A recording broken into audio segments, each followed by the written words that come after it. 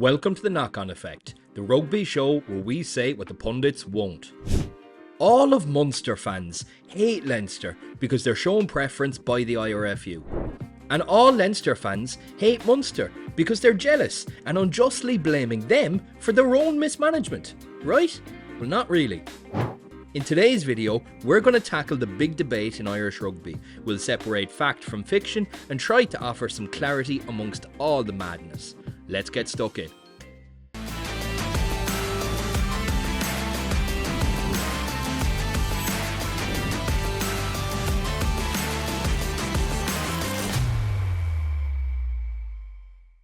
Earlier in the year, James Lowe caught a fair bit of backlash for claiming that there was a mutual hatred between the clubs.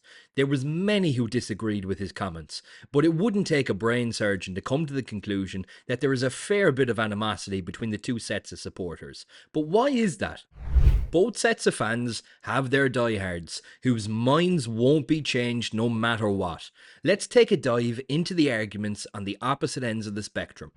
From a Munster perspective, there is a narrative that Leinster are favoured by the IRFU. They have the most players on an IRFU central contract from any of the four provinces by a large majority. This means that the IRFU cover 70% of the players' wages, meaning Leinster have more funds to deepen their squad. In addition, it's often claimed that the IRFU will make exceptions to their own rules. For instance, you can't replace a non-Irish qualified player with another, but when Jason Jenkins left Leinster, R.G. Snyman was allowed to be signed. Munster, Ulster and Connacht are being kneecapped by the IRFU in favour of Leinster. Why? Money. They are the Man City of rugby. From a Leinster perspective, the narrative is that Munster have always had the backing of the IRFU. Players such as Takir Abrams, Damien Dialandi, Malachi Fekitoa, Antoine Frisch, even going back as far as Doug Howlett, have all been signed for the province. Munster's failings have been at board level and in the backroom staff. And how could that possibly be Leinster's fault? The success that Leinster have had has been earned, not given. The talent they have has come from their own academy. Munster need to stop complaining and just get on with it. Now, I think the reality of the situation is there's some truths on both sides. But why would the IRFU even remotely favour one of the four provinces? Ireland haven't been particularly successful on the world stage. Surely this model isn't working. I believe it simply comes down to revenue. The IRFU, Leinster and Munster for that matter are businesses. Leinster have the highest potential for wealth out of the four provinces. Biggest population, largest capacity stadium and more commercial opportunities. These are just facts. If Leinster are the best performing province, it's better for Leinster and the IRFU. They don't care about the World Cup. There's more money in the Six Nations. So why don't Munster, Ulster and Connacht break away from the IRFU if they feel so hard done by?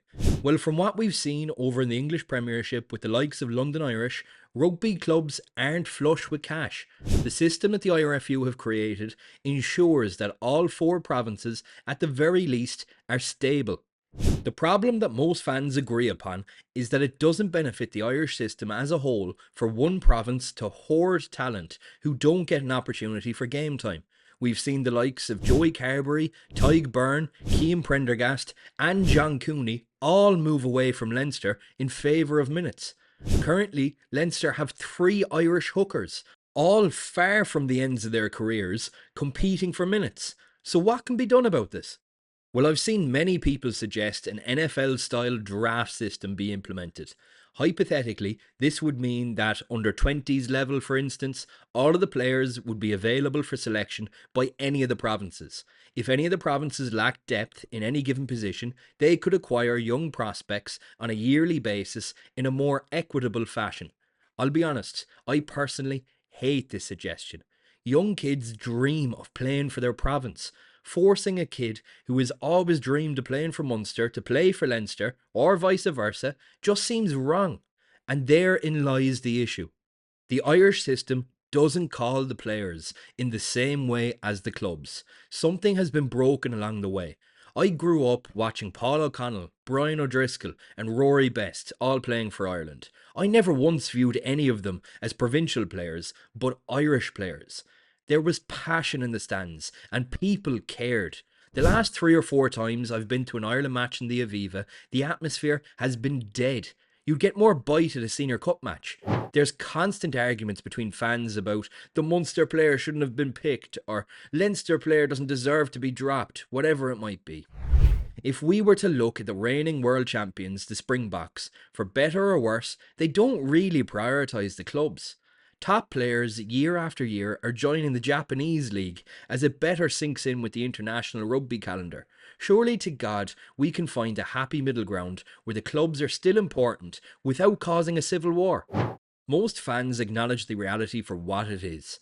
Leinster do have an advantage when it comes to finances. From grassroots to the professional level, there's funds available through sponsorships and commercial deals. No one should begrudge them for it, and no one should deny that fact either.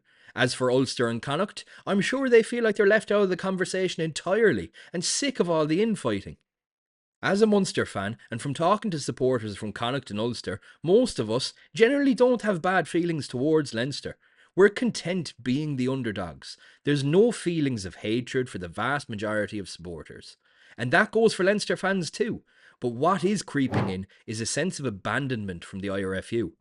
The bottom line is no matter what the IRFU do, they're bound to step on a few toes. Rugby has always prided itself on its values. But commerce isn't a value.